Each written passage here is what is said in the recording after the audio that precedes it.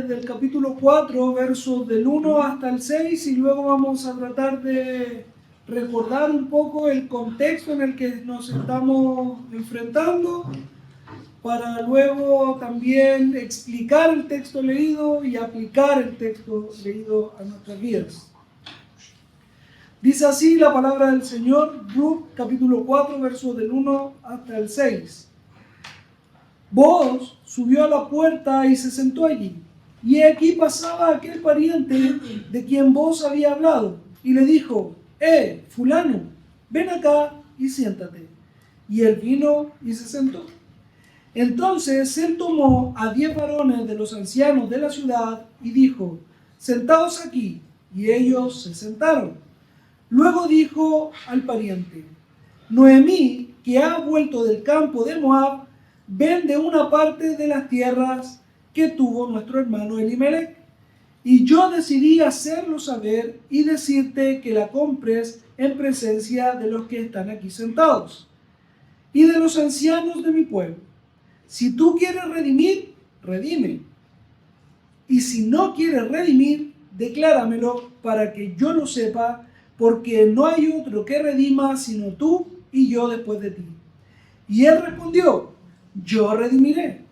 Entonces replicó Booz: el mismo día que compres la tierra de manos de Noemí, debes tomar también a Ruth la moabita, mujer del difunto, para que restaures el nombre del muerto sobre su posesión. Y respondió el pariente: no puedo redimir para mí, no sea que dañe mi heredad. Redime tú, usa de mi derecho, porque yo no podré redimir. Bendita sea la palabra del Señor. Vamos a recordar brevemente lo que hemos estado viendo hasta acá. Hay una mujer con su esposo, sus 2 hijos, que en el periodo de los jueces, en un contexto en el que se está desarrollando esta historia, los hijos de Israel no tenían rey en su pueblo y cada uno hacía lo que bien le parecía. Lo vimos muchas veces cuando estudiamos el libro de los jueces. Y en este periodo de tiempo estaban pueblos cercanos todavía de la tierra de Canaán, que aún no habían sido conquistados, que venían regularmente a Israel para tomar lo que más podían de sus cosechas, de sus riquezas, y empobrecían a Israel en más de una oportunidad. Todo esto porque Israel inclinaba su corazón en pos de los dioses de Canaán, y Dios los entregaba a estos pueblos. Creemos, por el periodo de tiempo que pasa, por la genealogía que menciona incluso este mismo capítulo 4, que pudiese estar desarrollándose toda esta historia en el periodo de Gedeón. Un periodo muy difícil, tanto política como económicamente hablando, donde los ismaelitas, junto a otros 2 pueblos más, venían a Israel, los saqueaban, los despojaban y luego se retiraban. En esta circunstancia, Noemí, su esposo y sus hijos parten de la tierra de Belén, de Israel, y se van a los campos de Moab, donde comienzan a trabajar en estos lugares, pero lamentablemente el esposo de Noemí muere, los hijos de Noemí se casan con 2 moabitas, Orfa y Ruth, y 10 años después estos muchachos también mueren, ambos. Lo que provoca de que Noemí tenga que regresar nuevamente entonces hasta Belén, y esta vez con 2 nueras a cuestas. Lo que motiva el corazón de Noemí a decirles de que ella no tiene cómo proveerles de un marido, y en la tierra en la cual iban a morar, me refiero a Israel, tampoco iba a ser muy fácil encontrar a alguien que las quiera desposar siendo ellas moabitas.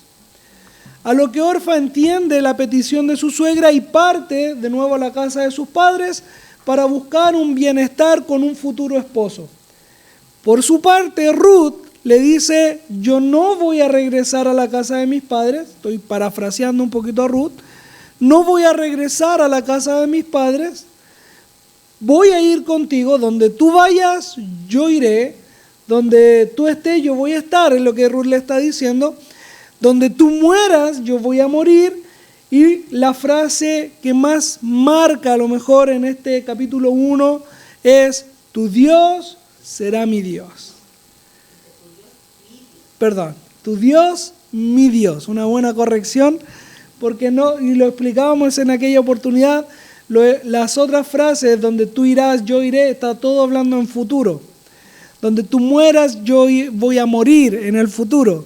Cuando le dice, tu Dios, mi Dios, es algo que ya pasó. Es una obra que Dios ya hizo en el corazón. Muchas gracias, hermana Jocelyn. Tu Dios, mi Dios. Algo que ya había ocurrido. Y esta frase ya concluye o cierra con broche de oro a la plegaria que Noemí estaba teniendo hacia Ruth, que se devolviera hasta donde sus padres. Y dice el texto, ya no insistió más, ya no tuvo nada más que decir. No era fácil, 2 viudas llegando a Belén, una de ellas moabita, sin una producción que pudiese generarle ingreso o comida por lo menos. Ruth sale a los campos. Según la ley mosaica, se le permitía a la viuda, al extranjero, al pobre, al huérfano, poder llegar hasta ciertos campos en periodos de cosecha y poder recoger las esquinas o los bordes del territorio plantado, o bien seguir a los siervos que estaban cosechando, y todos los granos que caían, ellos los podían ir recogiendo. Ese era el objetivo que Ruth tenía al ir a cosechar, no como una sierva, sino como una viuda, una necesitada, una extranjera, cumpliendo los requisitos que el Antiguo Testamento entonces permitía el poder hacer este trabajo. Y la Escritura en el capítulo 2 nos dice específicamente de que por casualidad, he aquí, ocupa el término en español, por mera casualidad, y ahí aplicamos entre comillas, primero llega al campo de Booz, quien era pariente cercano del esposo de Noemí, y en segundo lugar, también la misma expresión, he aquí, Booz llegó, no sabemos de dónde, llegó justo a verificar los campos que se estaban cosechando, poniendo atención a esta mujer moabita que había trabajado durante todo el día. Allí es donde Booz le permite no solo cosechar, sino que habla con los siervos y les da la instrucción de que no la molestaran, de que ella pudiese beber del agua que había para los trabajadores, y además instruye a sus siervos de que dejaran caer más grano todavía de lo habitual para que Ruth, yendo atrás de ellos, pudiese recolectar mucho más. Hasta ahí todo bien. 1 mes, 2 meses, incluso hasta 3 meses pudiendo durar este periodo de la cosecha. Ruth trabaja con ellos trayendo el sustento hasta su casa para poder ayudar también a su suegra, pero ya el trabajo termina, la cosecha se acaba. Y luego de la cosecha, ¿cuál es la labor que tiene que efectuarse? El secado del trigo, amontonado ahí en la era, luego de ese secado la trilla, y luego de la trilla arrojarlo al viento para que el viento pudiese volar cualquier tipo de pasto, de paja, de impurezas, y el trigo por su propio peso pudiese caer. ¿Ya? Es lo que está explicando aquí el capítulo 3. En este trabajo solamente realizado por hombres, Noemí instruye a Ruth para ir y confesar delante de Booz la intención que tenían de que éste pudiese ser su pariente redentor. Una aclaración, ¿saben lo que significa redimir? Porque era su pariente redentor, ¿cierto? Pero ¿qué significa redimir? ¿Qué es este redentor? A lo cual Ruth y Noemí estaban solicitando a Booz que fuese. Bien, recuperar, salvar o libertar. Es la expresión que nosotros vamos a entender por redimir. Pero todo esto es por medio de un pago, ya sea económico, ya sea de trabajo, pero es por medio de una acción que se está salvando, recuperando o liberando cierta deuda. Booz ya en el capítulo 3, sabiendo de que Ruth tiene esta disposición para recibirlo como pariente redentor y como esposo al mismo tiempo, al parecer, por lo que el contexto nos dice, alegra su corazón, llamándola bienaventurada, porque no se fue en pos de los jóvenes, ni ricos ni pobres, sino que le dio la oportunidad a este hombre maduro, tal vez mayor que ella, lo más probable, para que pudiese redimirla y ser su esposo también, dándole una herencia en cuanto a descendencia. Hasta aquí nosotros llegamos en el capítulo 3, con la última expresión de que Booz le dice, hay otro pariente más cercano a mí, hay alguien que tiene esta facultad, lo merece más que yo por una cuestión, o sea, hermano mayor, o sea, un pariente aún más cercano todavía que él. Pero tranquila, le dice, descansa, ve hasta tu suegra y yo voy a concretar este asunto hoy día mismo. Y luego Noemí le dice también a Ruth, tranquila hija mía, porque este hombre no va a descansar hasta solucionar este temita hoy día mismo. Y allí quedamos, esperando y aguardando lo que Dios tenía determinado para esta Noemí y para esta Ruth. Hoy día nosotros vamos a ver de alguna manera o continuar lo que significa espera. La importancia de aguardar, de esperar y al mismo tiempo la disposición que hay en los corazones, no solo para aguardar, sino que también para servir y ayudar. En los primeros versículos nosotros leemos, Booz subió a la puerta y se sentó allí, y he aquí pasaba aquel pariente de quien Booz había hablado y le dijo, hey, fulano, ven acá, siéntate, y él vino y se sentó. Mis queridos, en primer lugar, Booz se sienta a esperar en la puerta, y vamos a ver la importancia de esta puerta, no solamente aquí en Ruth, sino que también en el Antiguo Testamento hacía aclaración a cuanto lo que significaba pararse a la puerta de la ciudad. En términos legales, la puerta de la ciudad venía a ser como el registro civil, donde se hacían todos los trámites. Y por medio de testigos, que más adelante lo vamos a ver, son 10 ancianos, no necesariamente en edad, sino que en rango o en actividad a desarrollar, 10 ancianos servían como testigos del trámite que se iba a hacer. Esta puerta de la ciudad nosotros la vemos en el Antiguo Testamento, en la ley de Moisés, por ejemplo, cuando Dios instruyó al pueblo cuando había un hijo rebelde y contumaz, le decía, llévenlo a la puerta de la ciudad, llamen a los ancianos y declárenlo para que estos tomen una decisión. Y por lo general, si este hijo ya rebelde, que no hacía caso, después de haber sido castigado, debía llegar el punto hasta de ser apedreado. Ese era el veredicto que podía incluso llegar a determinar este grupo de ancianos en la puerta. Job también, recordando sus tiempos de gloria cuando estaba en medio de la adversidad, dice, recuerdo cuando llegaba a la puerta de la ciudad, aparentemente él también como un anciano, legislador en esa puerta, para poder dar juicio a los casos que se traían. Entonces la puerta de la ciudad era un lugar importante, era relevante. Y ahí vemos a quién. Ahora a Booz, sentado. ¿Se acuerdan cuando Booz le dijo a Ruth en el capítulo 3, yo voy a hacer esto, pero cuál fue la indicación, cuál fue el llamado que Booz le entregó a Ruth? Descansa. Yo voy a hacer este trámite, yo voy a trabajar, pero descansa. Posteriormente vemos a Noemí diciéndole palabras similares a Ruth, diciendo, tranquila, espera. El hombre va a solucionar esto hoy día mismo, pero espera. Y hablábamos la semana pasada de esta importancia a esperar, porque, hermanos, es fácil decirle al otro, espera. Es fácil decirle al otro, confía en el Señor. Es fácil decirle a los demás que pasen por medio de la adversidad con confianza en lo que Dios tiene preparado para su vida. Pero cuán difícil es aplicarlo nosotros mismos. Es tan difícil que nosotros podamos esperar en Dios.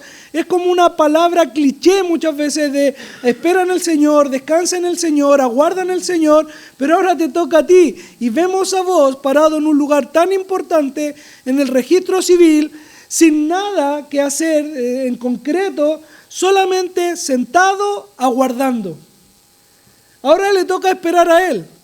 ¿Por cuánto tiempo? No lo sabemos. Fueron 5 minutos, fueron un par de horas, no lo sabemos, pero Él está allí aguardando la misericordia de Dios, la dirección de Dios.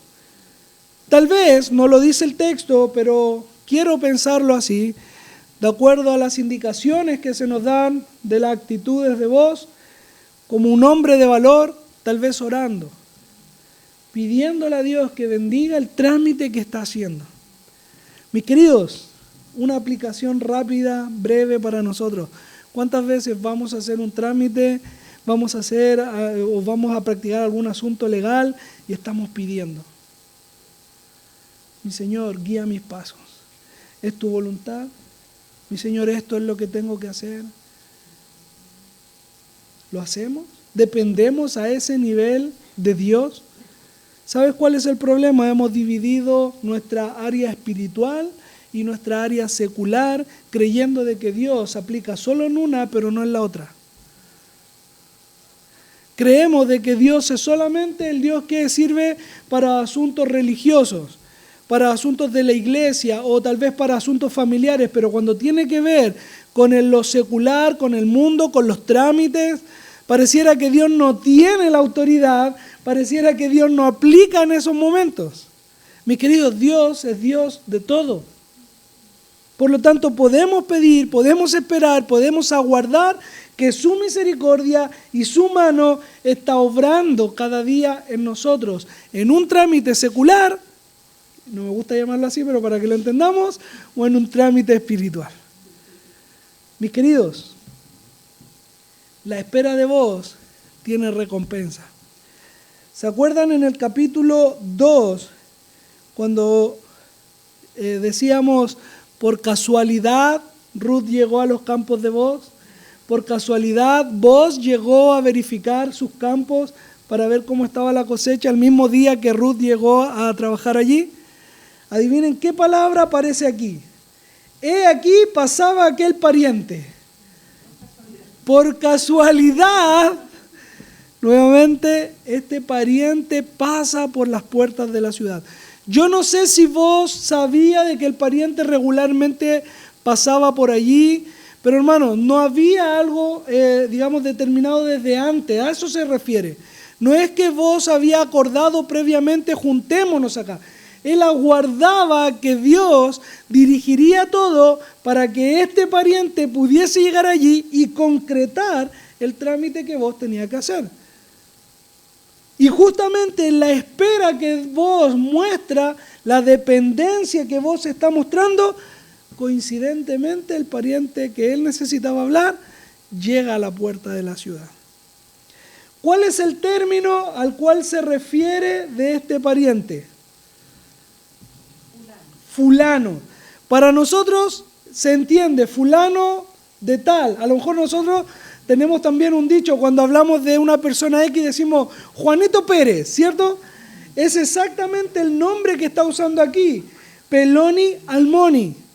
Y se usa en otras oportunidades, tanto como persona como lugares. Por ejemplo, cuando David estaba huyendo de Saúl y llega donde el sacerdote para pedir alimento y le entrega los panes de la proposición, él le dice, yo he instruido a mi ejército, a los hombres que venían conmigo, a que me esperen en cierto lugar. Peloni Almoni. Es un lugar cualquiera. Lo que está haciendo, y esto es relevante, lo vamos a ver más adelante porque es relevante, porque aquí ni siquiera se detiene a mencionar a quién le está hablando. Es el pariente más cercano, es el que merecía o debía poder redimir a Noemí y a su nuera. Sin embargo, acá ni siquiera se da el trabajo de decirnos cómo se llama, sino que fulanito, ¿ya? Cualquiera. Perico de los palotes le dicen algunos, ¿cierto? O sea, no tiene ninguna relevancia, no tiene ninguna importancia. estamos viendo que la fe de vos, aguardando la voluntad de Dios, se está desarrollando en una persona que no importa quién es. Porque no importa, no es relevante a quién Dios esté utilizando para desarrollar su obra, para desarrollar su voluntad, para efectuar lo que Él ha determinado para cada uno de sus hijos. Hermanos, es que esperar en Dios es precioso. Recuerda lo que dice 2 de Crónicas, capítulo 20, verso 17. Espera y ve. ¿Qué importancia es esa espera y ve? O si quieres leer Salmos 46, 10, que dice, estad quietos y conoced que yo soy Jehová. Y esto es difícil en nuestras vidas. Decía al principio, es fácil decírselos a los demás. Es fácil decirle a alguien que está en angustia, espera y ve cómo Dios obra, pero vívelo. Enfréntalo tú.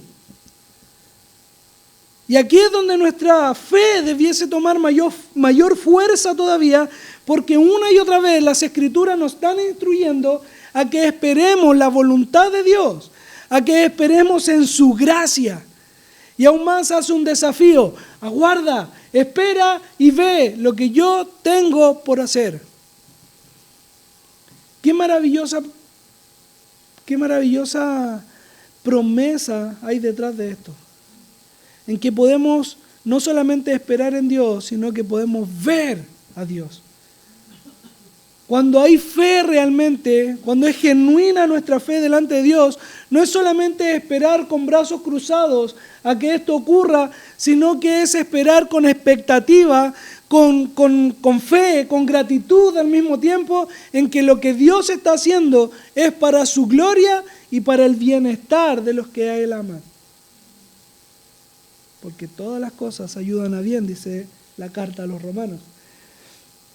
Aguardando allí con paciencia, llega entonces este Peloni Almoni, este fulanito, cualquier hijo de vecino, no importa, llegando por casualidad hasta donde estaba vos, y su nombre, decía, no merece ni siquiera ser reconocido, no merece ser ni mencionado en el texto, por lo que vamos a ver a continuación. Pero quiero detenerme también en lo que decía anteriormente. Llama a los testigos. ¿A cuántos testigos dice? A los ancianos. Ellos van a ser testigos. ¿Por qué? Porque para la cultura judía por lo menos necesitaban a 10 testigos para poder cumplir con estos trámites legales que estaban desarrollando. De hecho, para una reunión, digámosle congregacional, para las sinagogas, debía tener por lo menos a 10 testigos o 10 miembros varones para que la reunión pudiese desarrollarse. Si no estaban un mínimo de 10, esto no se podía efectuar. Y es lo que vos está haciendo acá, no es solamente cumplir con el trámite. Vos estás desarrollando y cumpliendo la ley de Dios. Vos acuérdate cómo lo menciona al principio, un hombre de valor. ¿Quién puede, por favor, leer en el libro de Levítico? Ahí prendan o abran sus Biblias. En el libro de Levítico, capítulo 25, del verso 23 hasta el 28, 5 versículos. El que lo tenga lo lee rápido, por favor. ¿Sí? Sí, Levítico 25, del 23 al 28. La tierra no se venderá rematadamente, porque la tierra mía es, que vosotros peregrinos y extranjeros sois para conmigo. Por tanto, en toda la tierra de vuestra posesión otorgaréis redención a la tierra. Cuando tu hermano empobreciere y vendiere algo de su posesión, vendrá el rescatador, su cercano, y rescatará lo que su hermano hubiera vendido. Y cuando el hombre no tuviera rescatador, si alzare su mano y hallare lo que basta para su rescate, entonces contará los años de su venta y pagará lo que quedare al ladrón a quien vendió, y volverá a su posesión. Mas si no alcanzare su mano lo que basta para que vuelva a él, lo que vendió estará en poder del que lo compró hasta el año del jubileo. Y el jubileo saldrá y él volverá a su posesión. Amén. ¿Quién entendió el término legal del libro de Levítico? Lo que sucede aquí, vamos a llamar a un abogado para que lo explique. Lo que sucede acá, en el libro de Levítico, Dios está salvaguardando los bienes del pobre o del necesitado, que en algún momento cayó en necesidad, a eso me refiero. Cada 50 años, toda deuda debía ser liquidada, estuviese cancelada o no, que se le llamaba el año del jubileo. Cada 50 años esas deudas debían ser perdonadas. Si compraba una propiedad, la propiedad no sería comprada a perpetuidad, es lo que dicen nuestras versiones, en la Reina Valera 60 por lo menos, a perpetuidad, porque mía es la tierra, y ahí hay un estudio maravilloso también de eso, mía es la tierra, me pertenece a mí, dice Jehová, y no va a ser vendida a perpetuidad, sino que va a ser vendida por este periodo de tiempo de 50 años, es decir, si usted lo compra en el año 25, usted solo iba a poder usarla 25 años más. Y luego ese terreno o esa propiedad que usted ha comprado debía ser devuelta al antiguo dueño. Si bien hubiese pagado o no su deuda, ahora esa deuda podía ser pagada por medio del trabajo de la tierra misma, de los frutos que la tierra iba a proveer. Por lo tanto, si usted compraba en el año 40, solo iba a trabajar esa tierra 10 años. No es lo mismo trabajar una tierra 50 años que trabajarla 10. Por lo tanto, ¿qué significa eso? Baja su valor.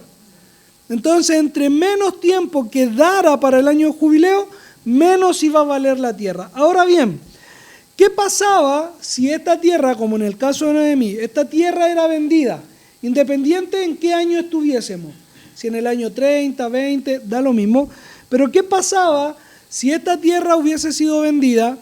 Noemí muere, Ruth muere, no hay descendencia. ¿A quién iba a pertenecer esa heredad en el año del jubileo? Al que la compró, al pariente cercano, al que redimió, al que compró esa propiedad. Porque no había entonces heredero para que él la pudiese devolver el año del jubileo. En términos prácticos, era negocio redondo. Porque ya sí, en términos legales, a él sí le iba a corresponder a perpetuidad de esa herencia y él iba a poder entregársela a sus propios descendientes, porque no iba a quien la reclamara después del año del jubileo. Ahora, ¿qué dice el pariente redentor?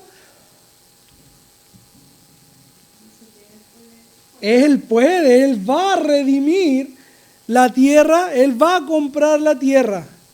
Él la quería para sí, porque le convenía, ¿cierto?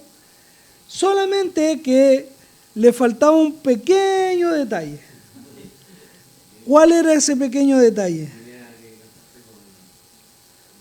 ¿Sí? Venía la promo. Venía tierra, esposa y suegra. Venía el pack completo. Entonces el pariente redentor dijo, vamos a sacar cuenta. ¿Y qué pasaba?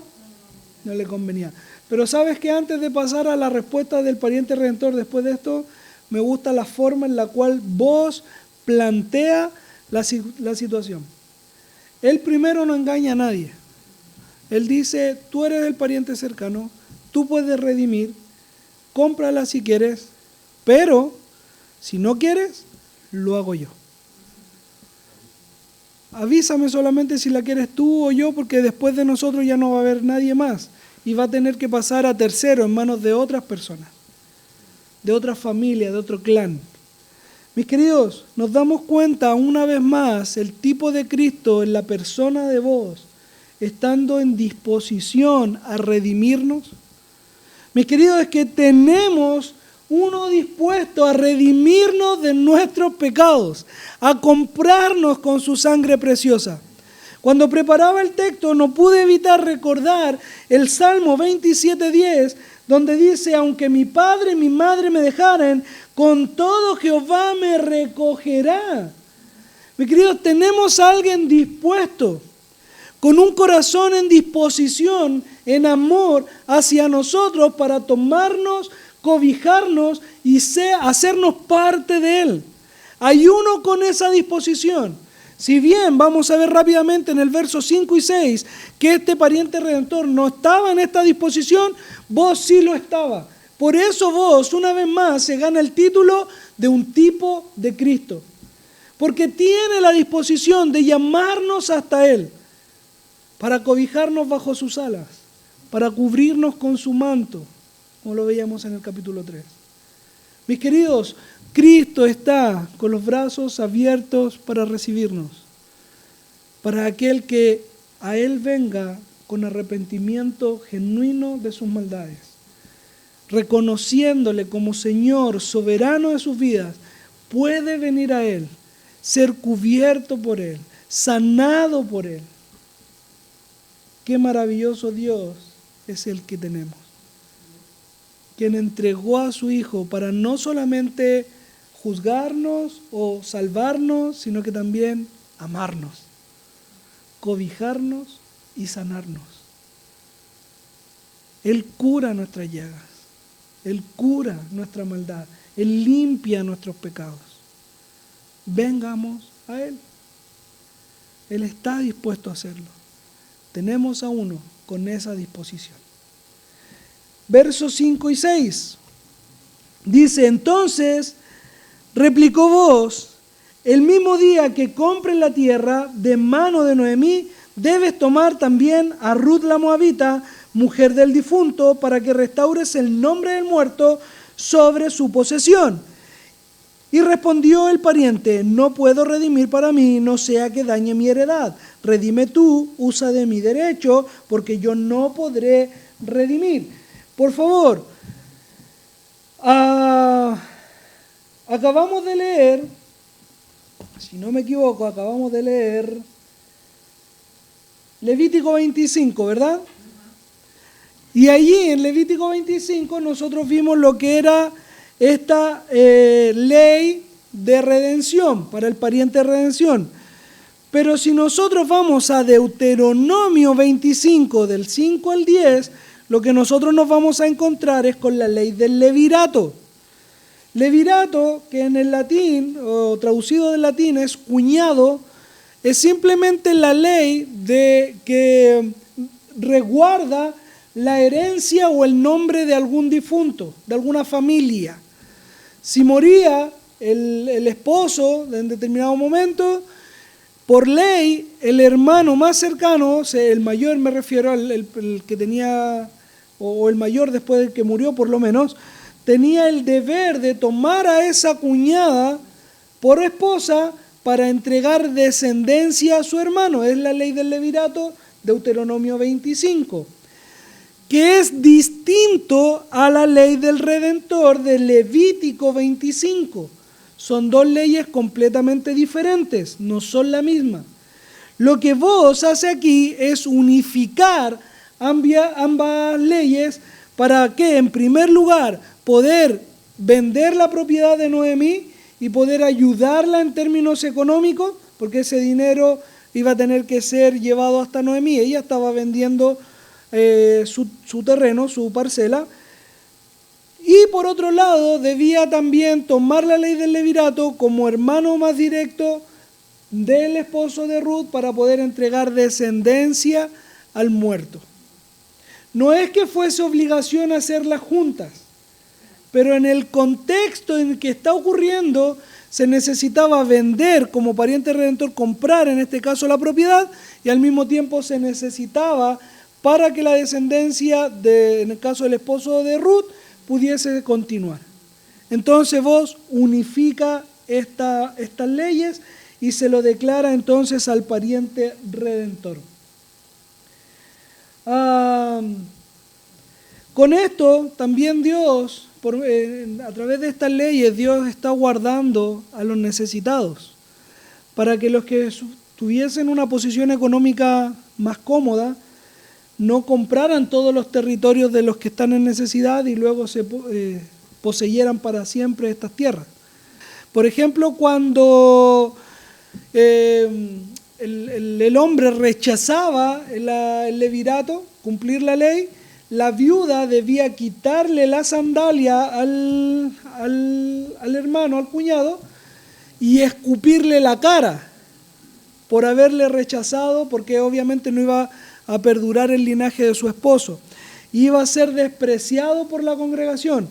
Sin embargo, la próxima semana nos corresponde esto, en el 7 nosotros vemos primero que es el fulano el que se saca su sandalia y Ruth no está presente, por lo menos según el texto. Entonces no es directa la ley del levirato que le correspondía al pariente, ¿ya? Vos como les digo, vos está mezclando las dos leyes para que obviamente se comprara la propiedad y Ruth también pudiese preservar la descendencia. Otra cosa más, cuando el cuñado tenía descendencia con la viuda, el nombre del bebé debía ser el del hermano muerto. Y si ustedes se dan cuenta, el hijo de Ruth se llama Obed y el esposo de Ruth era Malión o Kelión, no me acuerdo cuál de los dos era, Malón. Era Malón. Entonces tampoco cuadra con la ley del levirato. Por eso yo creo que vos tomó ambas leyes y para no despojar a Ruth de esta descendencia, la involucró. Es como está haciendo la parte del trato. Que no está mal si está dentro del acuerdo, ¿ya? Acuérdense que estos son términos legales de los cuales uno puede aceptar o no. Y es justamente lo que hace el pariente redentor acá. No lo acepta, ¿ya?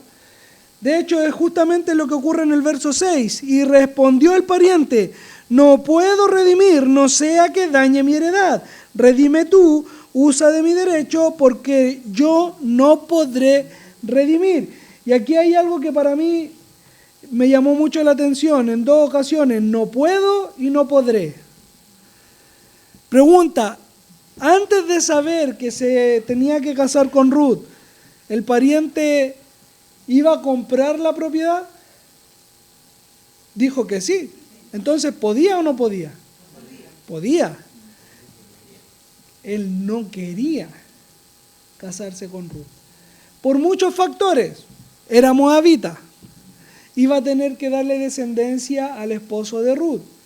Iba a tener que devolver ese terreno después cuando llegara el jubileo. Había una gran diferencia en cuanto a términos económicos acá. Si él compraba la propiedad sin ningún heredero, como yo les decía, en el jubileo, esa propiedad pasaba a perpetuidad a su familia y a su descendencia. Pero habiendo un heredero que Ruth podría tener a través de él, el año del jubileo iba a tener que devolver la propiedad que compró. Yo no puedo, yo no quiero, son términos distintos. Y generalmente nosotros cuando no queremos, decimos no podemos. Yo puse 3 ejemplos, pero ustedes aplícanlo como quieren. Yo no puedo ir a la iglesia. Frío, enfermedad, tiempo. En algunos casos, el Señor, hablando del reino, el Señor Jesús en una parábola dice... mandó a llamar a la cena, digamos, a todos sus amigos y algunos dijo: compré una propiedad, me casé, compré una yunta de bueyes, ¿se acuerdan? Y después mandó a buscar a lo de los caminos, todo eso.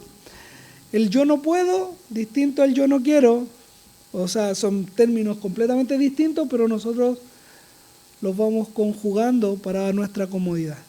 Yo no puedo ir a la iglesia por ciertas cosas, hice tal cosa, no puedo ir a la iglesia. Tengo tal responsabilidad, no puedo ir a la iglesia. Otro ejemplo: no puedo servir, estoy enfermo.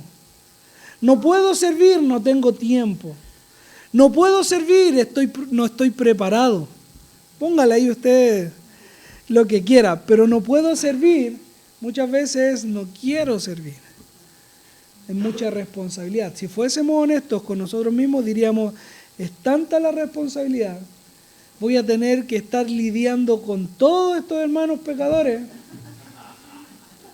que no quiero servir. Si fuésemos honestos, eso deberíamos decir. ¿Pero qué decimos? No puedo.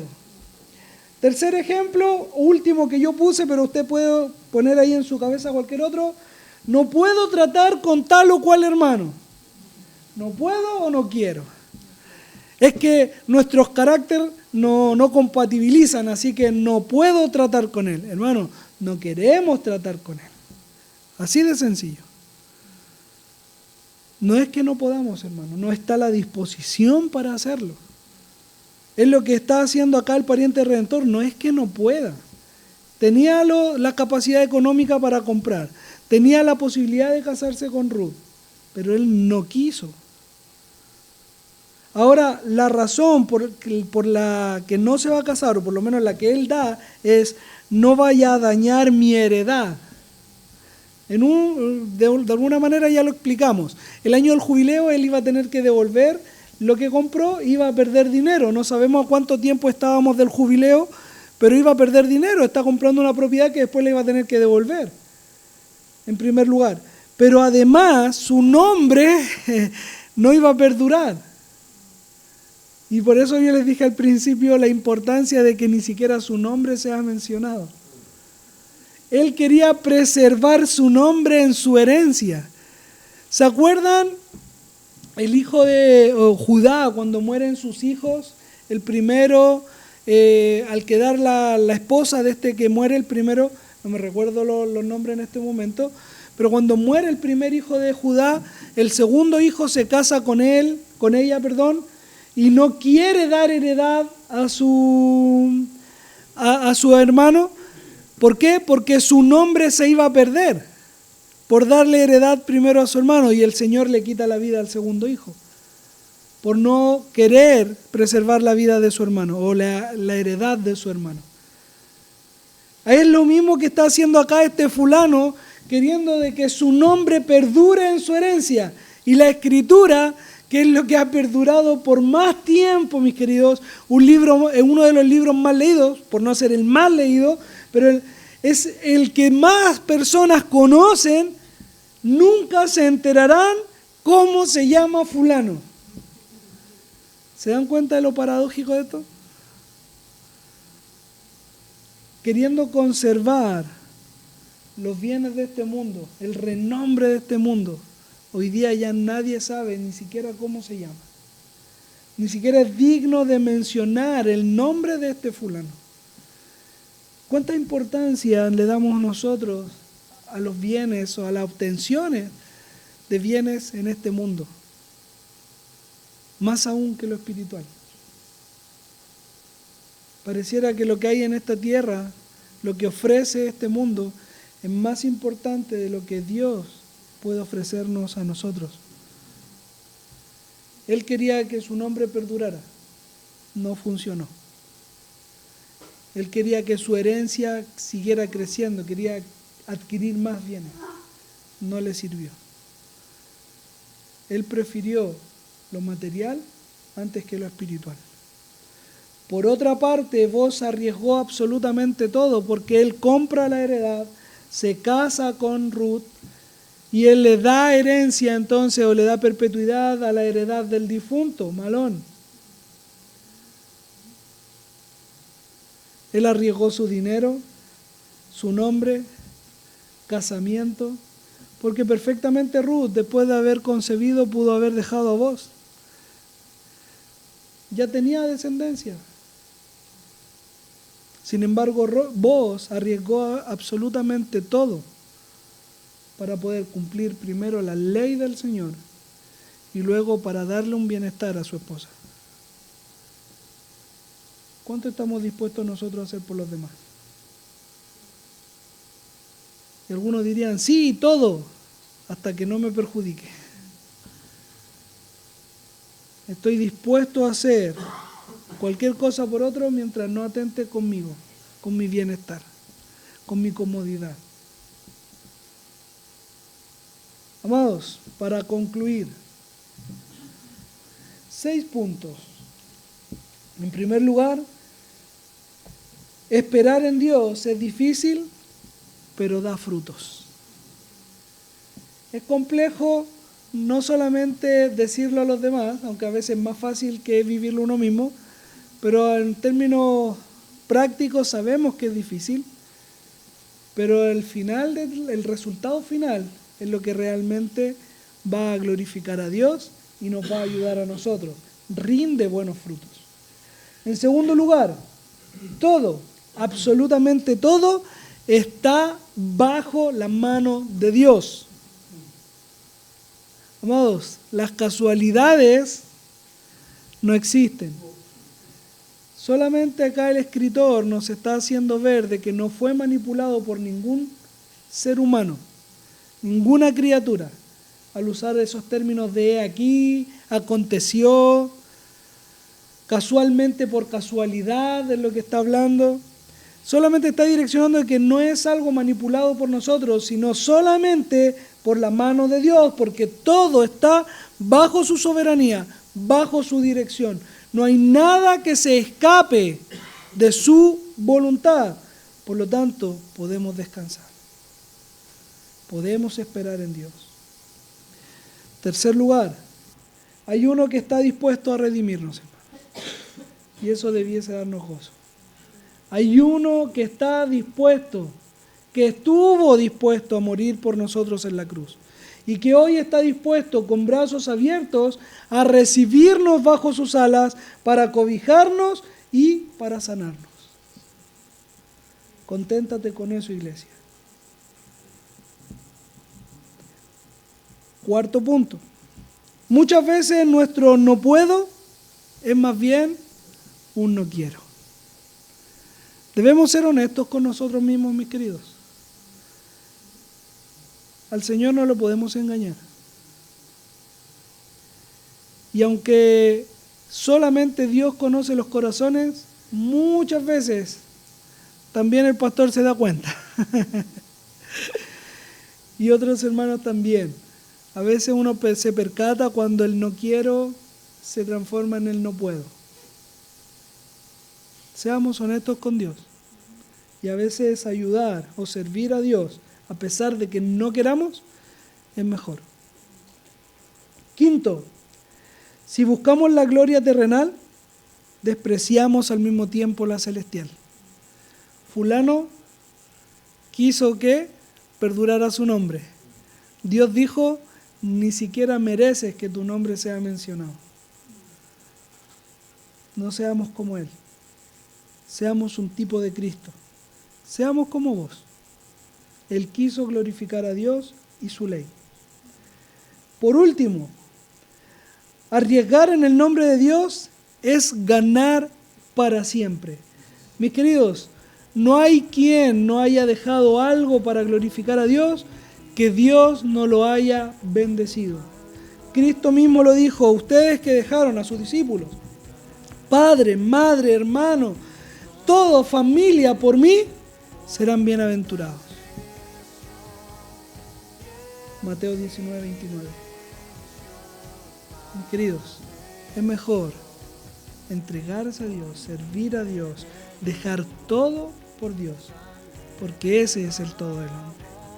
Eso es lo que glorifica a nuestro Dios, aun cuando eso nos saque de nuestra comodidad. Que el Señor les bendiga, mis queridos, que el Señor bendiga a su Padre.